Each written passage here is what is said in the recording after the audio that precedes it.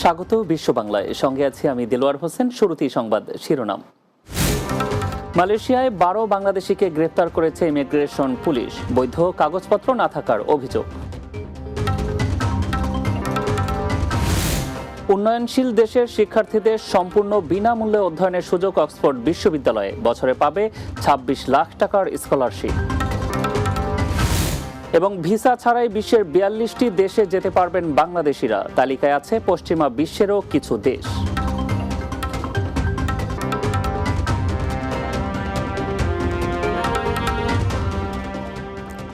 শুনছিলেন শিরোনাম, নিয়ে যাচ্ছি পুরো খবরে।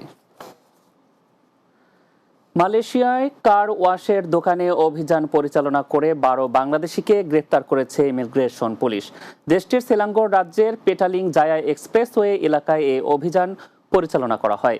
ইমিগ্রেশন বিভাগের মহাপরিচালক রোসলিন জুসো এক বিবৃতিতে বলেছেন, পুত্রজায়া ইমিগ্রেশন হেডকোয়ার্টার থেকে মোট 17 জন অফিসারের সমন্বয়ে অভিযান পরিচালনা করা হয়। কারওয়াশে কর্মরত অভিবাসীদের কাগজপত্র পরীক্ষার সময় বৈধ কাগজপত্র দেখাতে না পারায় 12 বাংলাদেশিকে গ্রেপ্তার করা হয়েছে। পরিচালক বলেন, যারা অবৈধভাবে অবস্থান করে, অতিরিক্ত অবস্থান করে এবং পাসপোর্টের অপব্যবহার করে, তাদের বিরুদ্ধে জেআইএম কোনো আপোষ করবে না। অবৈধ অভিবাসীকে নিয়োগ ও সুরক্ষা দেয় এমন নিয়োগকর্তার বিরুদ্ধেও কঠোর ব্যবস্থা নেওয়া হবে বলেও জানিয়েছেন ইমিগ্রেশন বিভাগের পরিচালক রোসলিন জুসো। উন্নয়নশীল দেশের শিক্ষার্থীদের সম্পূর্ণ বিনামূল্যে স্নাতকোত্তর ও পিএইচডি প্রোগ্রামে অধ্যয়নের সুযোগ দিচ্ছে যুক্তরাজ্যের অক্সফোর্ড বিশ্ববিদ্যালয়। রোডস স্কলারশিপ এর আওতায় নির্বাচিত আন্তর্জাতিক শিক্ষার্থীদের এই স্কলারশিপ প্রদান করা হবে। উপবৃত্তি হিসাবে বাৎসরিক 19,092 পাউন্ড বা বাংলাদেশি টাকায় প্রায় 26,16,131 টাকা প্রদান করবে বিশ্ববিদ্যালয়টি। মাহমুদ রুবেলের প্রতিবেদনে বিস্তারিত। যুক্তরাজ্যের অক্সফোর্ড বিশ্ববিদ্যালয়ের নাম শোনেনি এমন মানুষ পৃথিবীতে খুব কমই আছে। শিক্ষা, গবেষণা, সাহিত্য ইত্যাদি ক্ষেত্রে অবদানের জন্য এটি প্রায়ই র্যাঙ্কিংয়ে প্রথম সারিতে থাকে। এই বিশ্ববিদ্যালয়ে পড়ার সুযোগ অত্যন্ত প্রতিযোগিতাপূর্ণ। সম্প্রতি উন্নয়নশীল দেশের শিক্ষার্থীদের জন্য বিনামূল্যে স্নাতকোত্তর ও পিএইচডি প্রোগ্রামে অধ্যয়নের সুযোগ দিয়েছে যুক্তরাজ্যের অক্সফোর্ড বিশ্ববিদ্যালয়। রোডস স্কলারশিপ নামের এই প্রোগ্রামে সুযোগ পাবেন তারা। রোডস স্কলারশিপ বিশ্বের একটি প্রাচীনতম এবং মর্যাদাপূর্ণ স্কলারশিপ। 1902 সালে সিসিল জন রোডসের উইলের মাধ্যমে এই স্কলারশিপটি প্রতিষ্ঠিত করা হয়, যা বিশ্বের বিভিন্ন প্রতিভাবান তরুণ তরুণীদের অক্সফোর্ড বিশ্ববিদ্যালয়ে পড়াশোনার সুযোগ করে দেয়। এই প্রোগ্রামের আওতায় বাংলাদেশ সহ অন্য দেশের শিক্ষার্থীরা আবেদন করতে পারবেন। এবছরের 3 জুন থেকে 1 আগস্ট 2024 পর্যন্ত আগ্রহী শিক্ষার্থীরা আবেদন করতে পারবেন। যেসব সুযোগ সুবিধা থাকবে তা হলো এয়ার টিকিট, ভিসা ফি, টিউশন ফি, আবাসন সুবিধা, স্বাস্থ্য বীমা ও উপবৃত্তি হিসেবে বাৎসরিক 19,092 পাউন্ড বা বাংলাদেশি টাকায় প্রায় 26,16,131 টাকা প্রদান করবে প্রত্যেকের। তবে আবেদনকারীর বয়স 18 থেকে 23 বছর হতে হবে। স্নাতকোত্তরের জন্য স্নাতক এবং পিএইচডির জন্য স্নাতকোত্তর পাশ হতে হবে। একাডেমিক ফলাফল ভালো হতে হবে এবং ইংরেজি ভাষায় দক্ষ হতে হবে। Mahmud Rubel, Bangla TV, news desk. বর্তমানে ভিসা ছাড়াই বিশ্বের 42টি দেশে ভ্রমণের সুযোগ পাচ্ছেন বাংলাদেশিরা। গত বছর এই সংখ্যা ছিল 40। এর মধ্যে পশ্চিমা বিশ্বের কিছু অনুন্নত দেশও রয়েছে। এর ফলে সংশ্লিষ্ট দেশগুলোতে সহজেই ভ্রমণ করতে পারবেন বাংলাদেশি পাসপোর্টধারীরা। বিস্তারিত জানাচ্ছেন সর্দার রাজীব। আগাম ভিসা ছাড়াই বাংলাদেশের পাসপোর্ট নিয়ে বিশ্বের 42টি দেশ ও অঞ্চলে যাওয়া যাবে এখন। এই তালিকায় নতুন যুক্ত হয়েছে আফ্রিকার কেনিয়া ও ওশেনিয়ার কিরিবাতি। পাসপোর্টের সর্বশেষ সূচকে উঠে আসে এই চিত্র। এশিয়ার 6টি দেশ ছাড়াও আফ্রিকার 16টি, ক্যারিবীয় 11টি, ওশেনিয়ার 8টি এবং দক্ষিণ আমেরিকার 1টি দেশ রয়েছে। এর মধ্যে কিছু দেশে অন অ্যারাইভাল বা বিমানবন্দরে নামার পর ভিসার সুবিধা পান বাংলাদেশিরা। এশিয়ার দেশগুলোর মধ্যে রয়েছে ভুটান, কম্বোডিয়া, মালদ্বীপ, নেপাল, শ্রীলঙ্কা ও পূর্ব তিমুর। আর আফ্রিকার দেশগুলো বুরুন্ডি, কেপ ভার্দে, কমোরো দ্বীপপুঞ্জ, Djibouti, Guinea Bissau, Lesotho, Madagascar, Mauritania, Mozambique, Rwanda, Seychelles, Sierra Leone, Somalia, Gambia, Togo এবং কেনিয়া। অন্যদিকে ক্যারিবিয়ার দেশগুলোর মধ্যে রয়েছে Bahama, Barbados, British Virgin Island, Dominica, Grenada, Haiti, Jamaica, Montserrat, Saint Kitts and Nevis, Vincent and the Grenadines ও Trinidad and Tobago. এর মধ্যে ওশেনিয়ার দেশগুলো Cook Island, Fiji, Micronesia, Niue, Samoa, Tuvalu, Vanuatu ও কিরিবাতি। এছাড়াও দক্ষিণ আমেরিকার একমাত্র দেশ বলিভিয়া। বর্তমানে বিশ্বের শক্তিশালী পাসপোর্ট সূচকে বাংলাদেশের অবস্থান ৯৭তম। গত বছর এই তালিকায় ১০১তম স্থানে ছিল দক্ষিণ এশিয়ার দেশটি।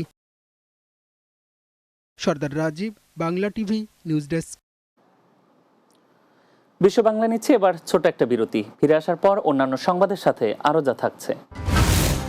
কাতারে বাড়ছে বাংলাদেশি উদ্যোক্তাদের বিভিন্ন প্রতিষ্ঠান, সৃষ্টি হচ্ছে নতুন কর্মসংস্থান।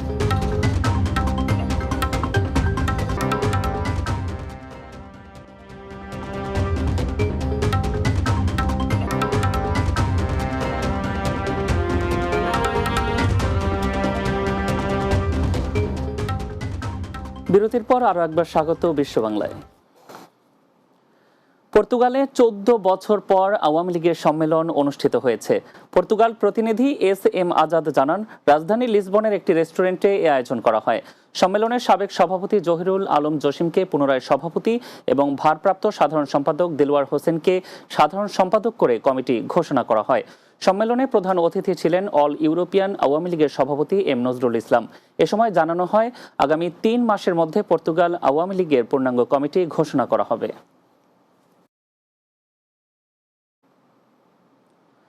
কাতারের আল সামাল সড়কের পার্শ্ববর্তী উমগরান সিটিতে কক্সবাজার জেলার তরুণ উদ্যোক্তা মোহাম্মদ ফয়সাল আলী প্রতিষ্ঠিত করেছেন ডিবি গ্রুপের 4টি নতুন প্রতিষ্ঠান।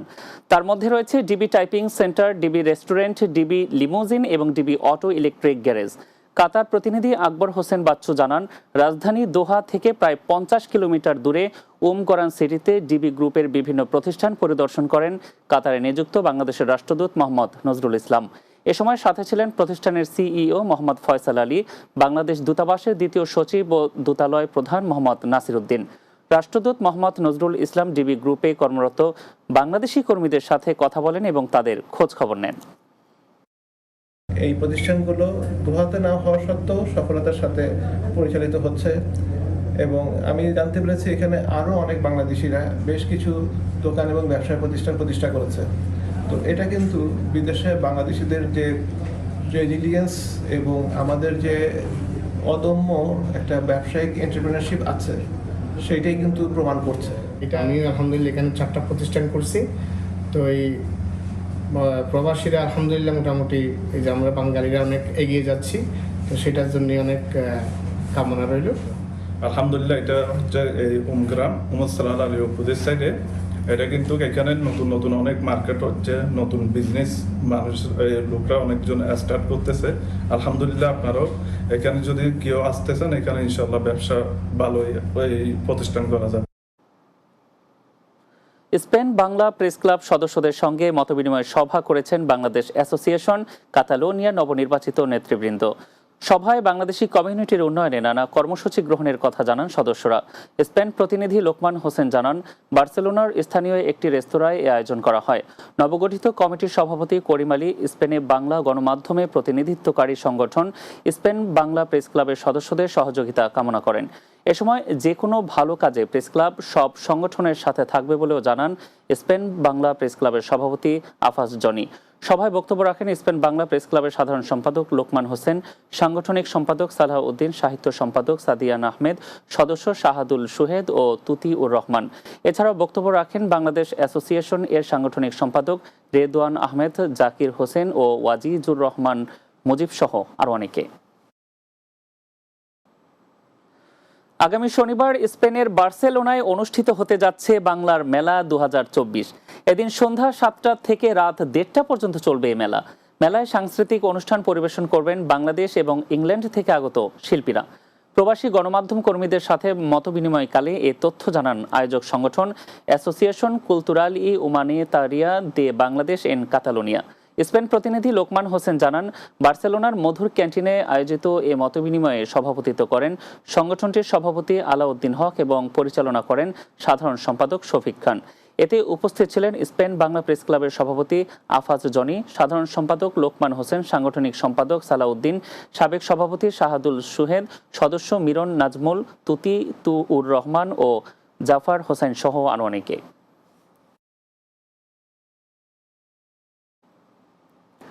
সিলেটে বাংলাদেশ ক্যাটারার্স অ্যাসোসিয়েশন ইউকের উদ্যোগে প্রবাসীদের সঙ্গে মতবিনিময় করেছেন সিলেট সিটি কর্পোরেশনের mayor Mohammad Anwaruzzaman. Sylhet city corporation নগর ভবনে এই আয়োজন করা হয়। এনআরবি কনসালটেন্ট ডক্টর মিসবাউর রহমানের পরিচালনায় মতবিনিময় সভায় উপস্থিত ছিলেন সিলেট সিটি কর্পোরেশনের প্রধান নির্বাহী কর্মকর্তা মোহাম্মদ ইফতেখার আহমেদ চৌধুরী, প্রধান প্রকৌশলী নূর আজিজুর রহমান ও বাংলাদেশ ক্যাটারার্স অ্যাসোসিয়েশন ইউকের সভাপতি অলি খান। এছাড়া অন্যান্যের মধ্যে ছিলেন সংগঠনের সহসভাপতি জামাল উদ্দিন, মঈন উদ্দিন, কেন্ট শাখার সভাপতি এম কে জামান জুয়েল, চ্যানেল এস প্রতিনিধি মঈন উদ্দিন মঞ্জু, সিরাজ উদ্দিন তরফদার, রাহিমউদ্দিন, কামরুন নাহার সুমা, ডাক্তার মোহাম্মদ শাহনেওয়াজ ও মোহাম্মদ শাহজাহান।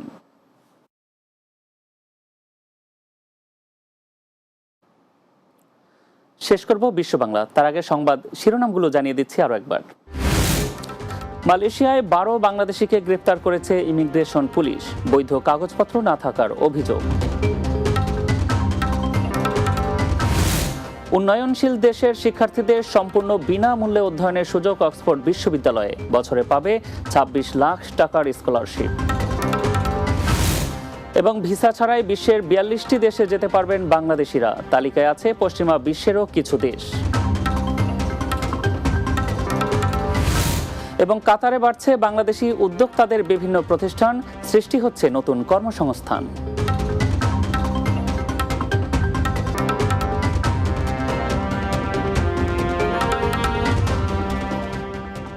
এই ছিল বিশ্ব বাংলায়। এতক্ষণ সঙ্গে থাকার জন্য ধন্যবাদ সবাইকে।